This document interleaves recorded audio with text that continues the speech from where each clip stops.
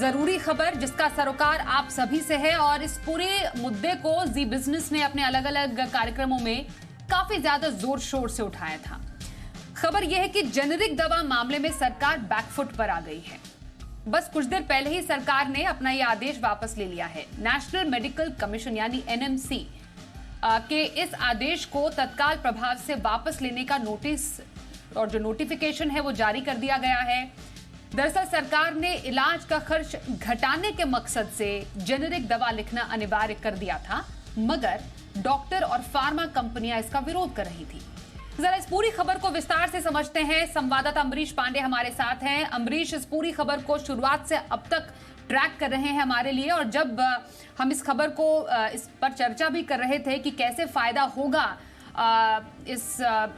अगर ये लागू हो जाता है नोटिफिकेशन आम जनता को, लेकिन अमरीश, जेनेरिक दवा लिखने का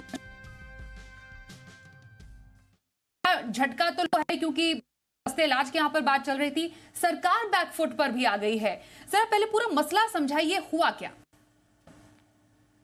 देखिए साथी, 2 अगस्त को एनएमसी यानी कि नेशनल मेडिकल कमीशन ने एक नोटिफिकेशन जारी किया जिसमें कहा गया कि जो रजिस्टर्ड मेडिकल प्रोफेशनल्स हैं उनके लिए क्या कोड है, क्या एथिक्स हो सकते हैं, और वो जो प्रिस्क्रिप्शन लिख रहे हैं, वो जो उनकी प्रैक्टिस होगी उस दौरान वो किस तरह का बिहेवियर करेंगे, अगर वो वैसा नहीं करते तो उन पर क्या कार्रवाई की जा सकती है। इस बात को पूरी एक गाइडलाइंस 2 अगस्त को जारी की गई थी। उसके बाद डॉक्टरों ने इसका विरोध शुरू किया। इसके पीछे की वजह ये थी कि जो उनको ताकत दी गई थी कि ऐसे अनरूली बीमार लोग जो कि जब कभी ऐसी सिचुएशन आती है, जब मरीज की डेथ हो जाती है, तब वो मारपीट पे उतर आते हैं, डॉक्टर्स उनको उनका इलाज करने से मना कर सकते हैं। लेकिन जैसे एक उनके फोर्सफुली कहा गया कि आपको जेनेरिक दवाएं ही लिखनी है, इस बात का डॉक्टरों ने विरोध किया था। आईएमए ने बढ़ चढ़ के इस बात का विरोध किया था। उसके पीछे की वजह यह बताई थी कि देश में अभी इतनी पर्याप्त मात्रा में जेनेरिक दवाओं का उत्पादन नहीं होता है। इसके अलावा क्वालिटी एक बड़ा इशू है। तीसरी सबसे बड़ी वजह है कि हर जगह जेनेरिक दवाओं की उपलब्धता सुनिश्चित नहीं की जा सकती। तो ऐसे में अगर ये फोर्सफुली कहा जाएगा कि डॉक्टर सिर्फ जेनेरिक दवा ही प्रेस्क्राइब करें, तो ये मरीज की सेहत के साथ एक गंभीर छेड़छाड़ हो सकती है, और ऐसे में मरीज को कुछ भी होता है तो उसकी जिम्मेदारी डॉक्टर नहीं ले सकता। अगर साथ साथ नोटिफिकेशन में यह भी लिखा था कि अगर डॉक्टर प्रेस्क्रिप्शन में नहीं लिखता है जेनेरिक दवाएं तो उस पे कार्रवाई होगी। इसके साथ साथ उसका लाइसेंस भी रद्द किया जा सकता है।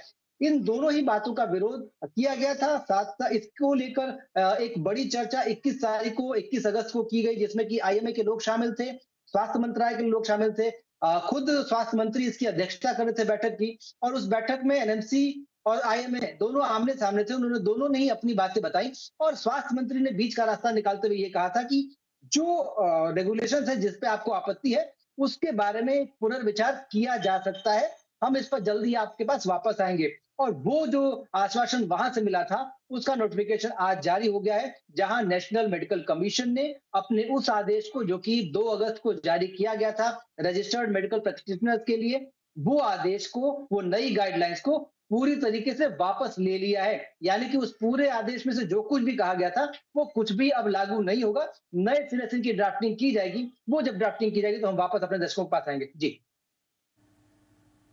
बिल्कुल, तो इसका मतलब अमरीश ये हुआ कि डॉक्टर्स जो हैं वो ब्रांडेड मेडिसिन प्रिस्क्राइब कर पाएंगे। जो एक सस्ते इलाज की बात की जा रही थी, जो सब अफोर्डेबल इलाज की बात की जा रही थी, इस आइडिया को भी एक बड़ा झटका लगा है। क्या इसको सिंपल शब्दों में ऐसे भी समझ सकते हैं?